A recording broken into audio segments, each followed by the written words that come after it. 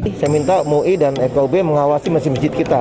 Saya tidak mau rumah Allah menjadi klaster. Kalau di masjid ada penularan, jangan sampai. Makanya kita hindari, lakukan protokol, termasuk marbotnya harus bersih, punya termogan untuk suhu, ya kan? Menggunakan masker supaya betul-betul terjamin masjid itu benar-benar Baitullah yang bersih.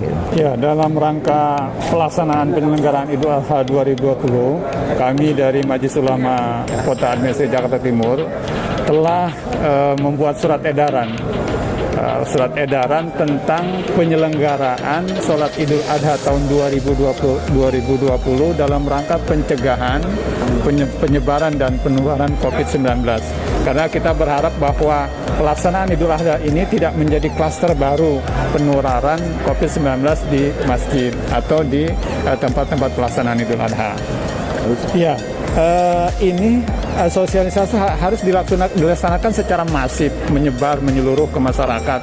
Oleh karena itu, ini tidak bisa hanya dilakukan oleh MUI, maka harus juga mendapat dukungan terutama aparat di tingkat bawah, pemerintah, kelurahan, kecamatan, supaya mereka mengumpulkan para pengurus-pengurus masjid dan mushola, para pengurus-pengurus DKM, para pengurus MUI tingkat kelurahan, untuk mensosialisasi edaran tentang bagaimana penyelenggaraan sholat Idul Adha di tengah pandemi COVID-19 ini. Sholat Idul Adha itu sebagaimana fatwa MUI nomor 36 tahun 2020 yang mengacu kepada fatwa MUI tahun nomor 14 tahun 2020, itu pelaksanaan sholat Idul Adha atau Idul Fitri boleh dilaksanakan di lapangan, di masjid, di mushola, atau di ruang-ruangan semacam aula. Hanya memang pelaksanaan kegiatan sholat Idul Adha itu harus berkoordinasi dengan pemerintah setempat. Karena ada daerah-daerah yang boleh untuk melaksanakan sholat Idul Adha dan ada tidak.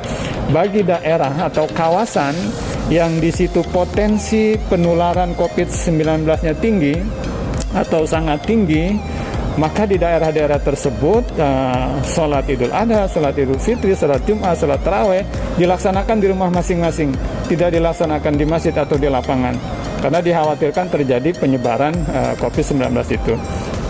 Tetapi bagi daerah atau kawasan yang daerah potensi penularan COVID-19-nya rendah, maka boleh melaksanakan sholat di situ, tentu dengan berdasarkan protokol kesehatan.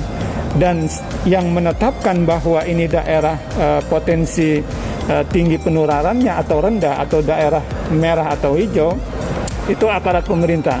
Dalam hal ini Satgas COVID-19. Oleh karena itu maka panitia penyelenggara harus berkoordinasi dengan aparat pemerintah setempat untuk melaksanakan sholat Idul Adha ini.